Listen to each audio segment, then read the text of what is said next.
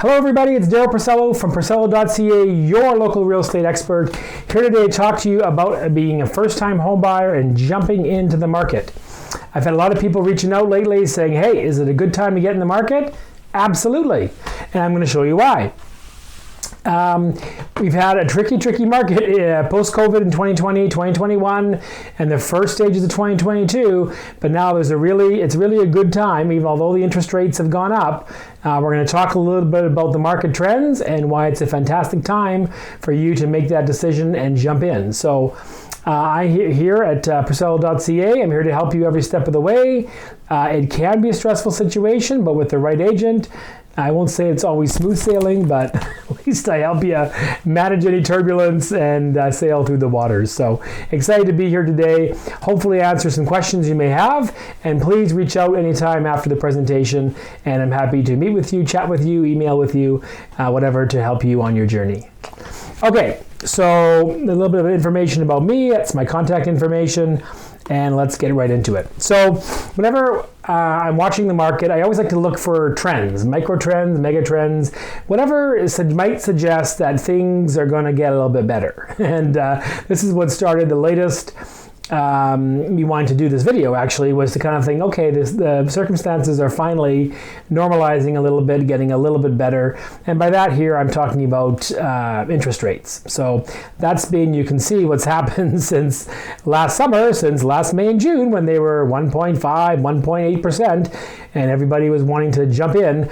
And then all of a sudden, you can see that steep decline that happened as of May and June. And then all of a sudden, the brakes went on the market. So very steep decline. Variable, the fixed rate is still up there, so variable rate is still up there, prime plus, but the big banks are starting to reduce their fixed term rates to kind of get things going again as we get caught up with inflation. So I now understand they're under 5%, so get in touch with your local mortgage lender, a mortgage specialist, a broker, and get a rate hold and get that sorted out. And that's the first step in the home buying process, which we'll talk about. If you need a referral, let me know. I work with some amazing people.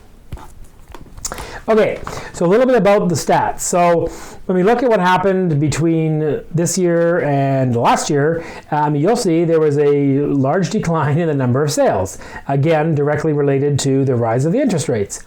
Proportionally, there was also a decrease in listings, but it wasn't as dramatic as the decline in the sales.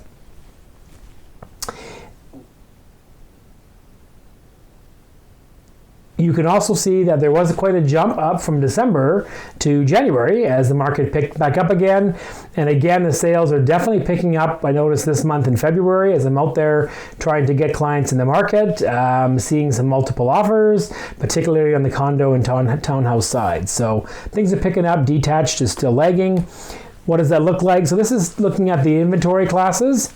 Basically going back to 2016. The blue lines, the vertical blue lines, are basically telling you about the major events that happened locally, nationally, internationally, and how they affected the market. So you can see in 2016, when they came in with this idea that we needed to slow the market down from these foreign buyers that were buying up all of our property and escalating prices, they plunked in that 15%, now it's 20%, and now there's a ban. Basically you can see how the months of inventory rose, not dramatically, but rose. Again, didn't rise dramatically because they're a small percentage of the marketplace. You can see again in 2017 when they came out with the stress test, hugely affecting first-time home buyers and a lot of buyers coming into the market. And there you see the spikes as those red bars climb. That's the number of months of inventory. And we quickly moved from a seller's market, which is below the blue line, to a buyer's market above the blue line. You can see again, COVID-19, we immediately shut down and there was lots of inventory as of March and April of 2020. And then by June, the market picked up again. People said, well, I still need to move. This virus thing's not going to hold me down. And we went into a crazy market for pretty much 2 years until April, May of 2022, where again, you can see the big interest rate change there that began. And see what happened with the interest rates. As the interest rates roll, see what happens with inventory as that starts to roll. We've got into balanced market. We actually got into buyer's market for detached, but we're still in balanced market conditions for condos and townhouses. This shows it a little bit, again, on a bar graph as opposed to the previous slide. So again, you can see the difference between the different product types. So when we're talking about apartments or condos, same thing. Apartments, usually talking about rentals, condos, ownership. Townhouses and detached homes, you'll see there's no duplexes. They don't have a category. It's not enough. We're not trading enough duplexes to create good stats. So the board does not create a separate category. So I can tell you that duplex fits somewhere in between the townhouse and the detached. Duplexes have, again, like townhouses coming back to life, duplexes are as well. It's just the detached that are lagging a bit behind. And these stats now are January 2023. The new stats will be coming out shortly in early March. Okay, so a line graph, again, showing you what's happening with the pricing. Again, readily available to see what happens when those major events. This lines up with the months of inventory to show you what happens with the pricing when these big events happen. So again, you can see the drop in prices when you have these big events. And you can see how COVID didn't really interrupt too much. It was already on a big, huge rise from the previous year, so it just kept on going. And the brakes didn't really come on in terms of pricing until these latest round of interest rate hikes in last year. And you can see now, this is an important reason why I say it's a good time to buy and get in the market, because you can see what's starting to happen already now with those two bottom lines, the condo line and the townhouse, the red and the green. What's happening is they've already plateaued, and they're starting back on the rise. Are they rising tens and hundreds of thousands? No. In most cases, it's 1,000 here, 2,000 there. But that trend of the decline is over, and it's going to start going up. And if we look at past cycles, you can see that it can be a very gradual or it can be a very sharp incline. So the market is going back up, both for condos and townhouses. You can see that detached is still lagging. It hasn't plateaued. If the first two go on long enough and things stabilize, then detached will eventually plateau and start going up as well. So as I say, great time to get in for whatever product type, especially detached, which is still down significantly year over year.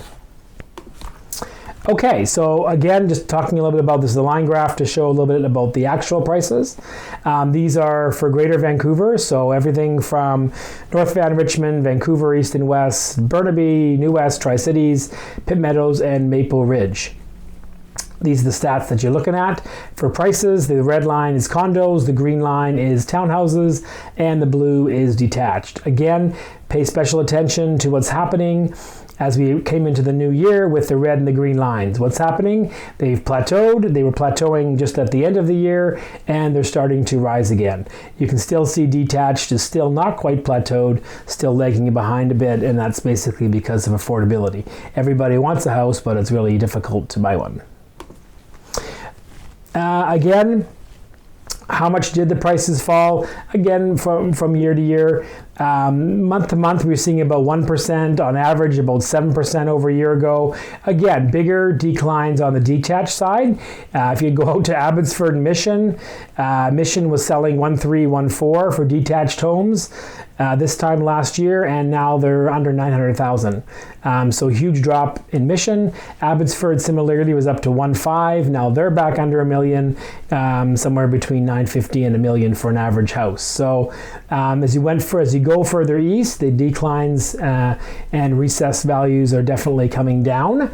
So if you bought a year ago, hold on. The market will come back, but you're not going to want to sell in the next year or so until your property value recovers. So we didn't fall that much on condos and townhouses, and as I said, much smaller on average, 3% for townhouses and 1% on average for condos. Okay, so what does the buying process look like, particularly for your first-time home buyers out there that aren't familiar with the process here in British Columbia? This is it. So whether it doesn't matter what product type you are buying residentially, I do trade them all. So condos, townhouses, duplexes, and detached houses.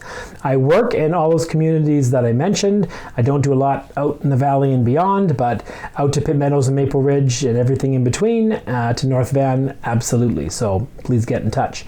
You can see at the top is when the initial meeting stage, how we work through the flow chart and eventually get down to when the money is due, and you eventually own your house legally, and then when you get your keys, which are very close together, I can tell you. How quickly do you move through this flow chart?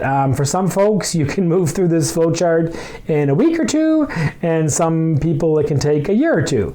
So it just all depends on your motivation and readyability and willingness to kind of jump in to say, I'll do my best to get you through this process as quickly as you can to meet any goals. I had 2 clients in the month of December that their circumstances were changing, had changed and were changing in the new year, and they said, we want to close before the end of the year, and was able to find them both homes, get them moved in, just handed over the keys to one of them, and they were super stoked.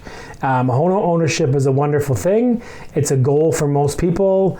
I can tell you they're super excited when they get their home. I'm super excited when I get to facilitate that and hand over the keys. I've been a homeowner since 1996, owned several condos and my first detached home now, and every experience has been fantastic. So happy to share that with you, share what I've learned, and help you through the process. Okay, so a couple things you probably heard in the news to comment on really quick, this home buyer rescission period. So, how does that affect you as a buyer? So, so for the most part, this should have come into play a year ago when the market was out of control and people were going in subject free, and there was no way to put on the brakes. There was no way to backpedal. If you went all in and you didn't really have your financing in order, or you really didn't do a good due diligence of the property and then found out some things, there was no way to get out. So you would likely forfeit all or some of your deposit, which is a huge financial impact. If you're talking about 5% on $1 million is $50,000, so no one wants to part with that kind of money. So the government decided at the time, which was a good idea, to pass this. Unfortunately, it took until January of this year to actually pass it. It's here now. The market will likely get busy again. Hopefully not as crazy as it was, but if it does, this is here now to help people. So it's something that cannot be waived. It follows every residential contract, except for foreclosures and auctions and leaseholds, and commercial property. But for everything else, it's here, all the different product types. It is separate from subject removal. So it's a different period, 3 business days, where you as a buyer, first time or otherwise, can pull out of a contract, no questions asked. So you get cold feet. You think you've paid too much. Your mother-in-law doesn't like it. Whatever reason, you pull out. You don't have to state any reasons. You serve the rescission notice and you're out. You move on. Now, there is a quote-unquote penalty for that luxury to be able to do that, which is 0.25% of the purchase price. So on $500,000, that's going to be $1,250. On $1 million purchase, that's going to be $2,500. So it's something to give to the seller saying, sorry, Mr. and Mrs. Seller, but I've changed my mind. Here's a bit of money, best of luck, and I'm going to move on. Okay, so some other changes which I want to quickly mention here that may affect you buying into a strata building in particular are about age restrictions and rental restrictions. So prior to January of this year, or actually it was, November of 2022 was when these changes came into play, but I'm talking about them now because they're still highly relevant and they're evolving, and I'll explain why. So for rentals, prior to November 2022, any building could restrict the percentage or the number of rentals in their building. So let's say you had a building of 100 units and they said, you know what, we never want to go over half. The owners are like, you know what, we don't want to have a high rental building, so we're going to cap it at 50%. So that means of only 50 units of those 100 could be rented out at any given time. Now, you can't do that anymore. So the only thing you can do is restrict against short-term rentals and Airbnbs. Short-term typically defined as 30 days or under. So that's the only kind of restriction you can have now. So people can rent out whenever they want. You can't restrict them from renting, and you can't restrict the length of rentals beyond 30 days. So if somebody wants to rent for 30 days or 60 days or 3 months or 6 months or a year. That's up to them. They do the necessary forms for the strata and they can rent the property. So for investors, really like this now. They have more opportunity to buy into buildings that don't have rental restrictions. Some buildings that didn't have rentals historically are not very happy. So they're turning to age restrictions, which were amended. All the less age restrictions under 55 were eliminated. So you can no longer restrict against kids under 12 or teens under 19 or young people under 35. Can't do that anymore. The only thing you can do is make your building an adult-oriented building by saying we want a 55 plus restriction. That one is still legal, lawful, and enforceable. So what that looks like is either one or both of the people living in the unit have got to be 55 years or older. It depends, honestly, from building to building, whether they require one occupant to be or two occupants, whether they require the owner, in fact, to be 55. I had one situation where a 35-year-old owner wanted to buy and to rent to his 55 plus parents, and this particular building said no. The owner and all subsequent renters have to be one or more, has to be 55 plus, and the owner, one or more, has to be 55 plus. So what I am seeing is a couple more buildings are popping up because the buildings can no longer restrict the rentals that they're satisfied on. They're bumping up to a 55 plus status. So I'm seeing a few more emerging onto the market, that trend. Anti-flipping legislation. So in 2016, we had this whole thing called shadow flipping, which made the news everywhere, that people were basically buying a house for, let's say, $2 million in Kitsilano, and then 2 weeks later we're selling it for 2.5 or 3 million and making all this money and buying a yacht and traveling the world. Well, the government didn't like that too much then, so curtailed and changed the contract to prevent shadow flipping and blind assignments prior to completion. Well, now the government's saying, yeah, we don't like the people being able to flip post-completion either.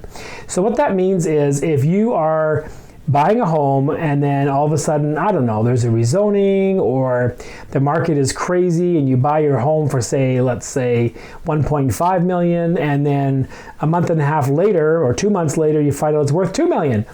And you can cash out, pay your realtor fees, whatever, and still make 400,000 and, I don't know, travel the world or buy a big fancy car. So you basically can't do that anymore within 1 year. So there is now legislation, federal legislation, against being able to do that. It's called anti-flipping legislation, where if you're going to flip within 1 year period of time, the government can turn around when you go and do your taxes and say, we're not going to give you that principal residence exemption. You're going to be claiming 50% as a capital gain and paying tax on that. So let's say you make 400,000, you'll be paying tax on 200K. Or they could say, you know what, we're not giving you capital gains exemption either. You're going to claim that 400 and pay tax on that 400,000. So all of a sudden that 400,000 gets clobbered down by 100,000 or so, and that goes to the government coffers. So just keep in mind that when you're buying real estate in British Columbia, in Canada right now, and for probably the not so distant or the long future, be prepared to hold it for at least a year, which most people do, but so the flipping days are over. There's also a foreign buyers ban. So they had the foreign buyers tax.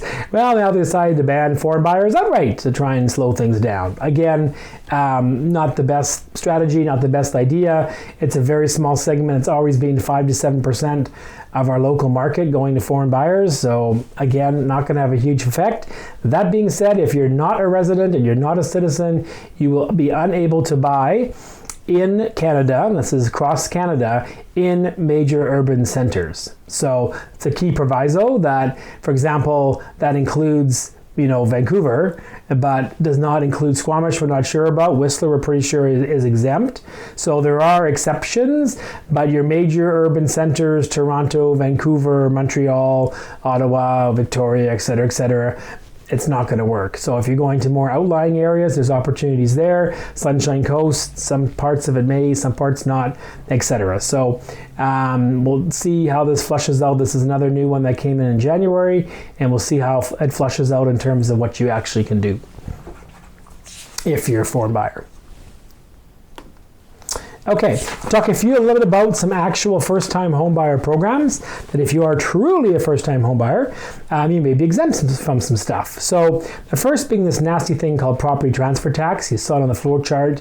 That's basically 1% of the first $200,000 of the purchase and 2% on the balance. So what that equates to on a purchase of $500,000, it's $8,000 worth of tax that's going right to the provincial government. Ew. So yeah, some people say, I don't want to pay that.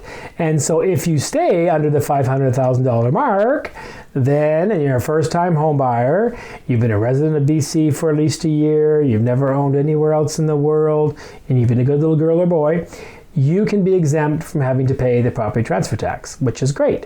Let's say you are, but your partner has owned before. Well, if you're going on title 50-50 as joint tenants, for example, you would be eligible. The first-time home buyer would be exempt for 50%, and then so you'll only pay $4,000 instead of the $8,000. So again, once you hit 525, that disappears.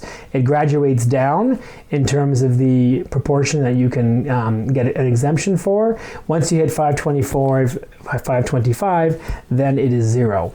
So as you can imagine, in the city of Vancouver, it's very difficult to buy a property that's under 525. But if you're in other outlying areas, then that can be something that can be hugely beneficial.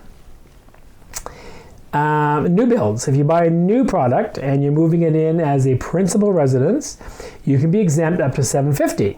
So it gets higher, and that is super helpful of not having to worry about that when, of course, you have to worry about GST. Now, there is also a GST rebate if you are a first-time home buyer. Again, never owned anywhere in the world. You can claim up to 36%, pardon me, of the GST that you've paid. To a maximum of $6,300. So it's a good chunk of money that you're able to get back.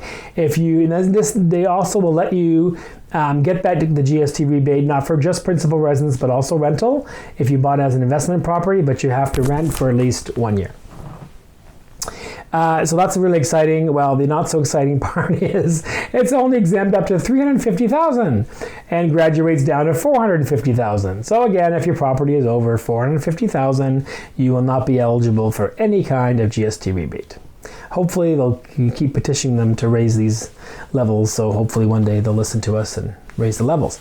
RSPs, if you do want to formulate a stronger down payment, you want to hit that 20% to avoid mortgage insurance, you can borrow up to $35K from your RSP account, yourself and your partner both, which is great. Pull it out, tax-free, throw it down as a down payment. You do have to repay within 15 years. So you do have to put that money back in, but you got 15 years to do it.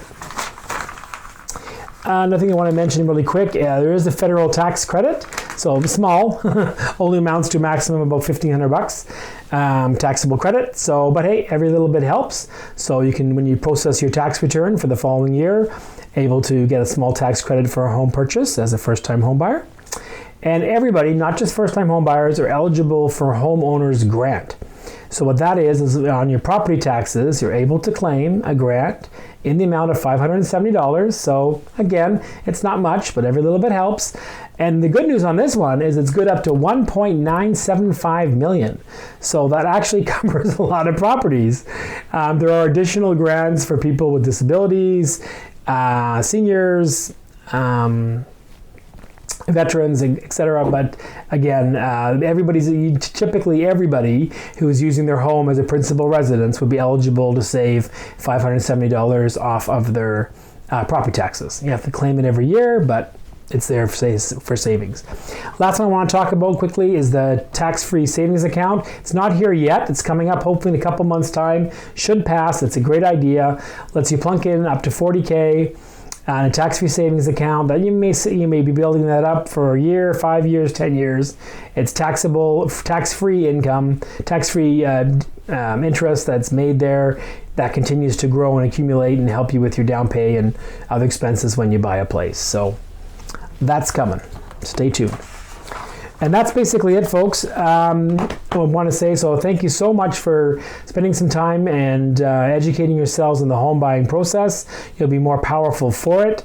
I would be super excited to help you in your search. So please reach out. My contact information is here. and I look forward to hearing from you. So I hope that was helpful. Have yourself a wonderful day. Bye for now.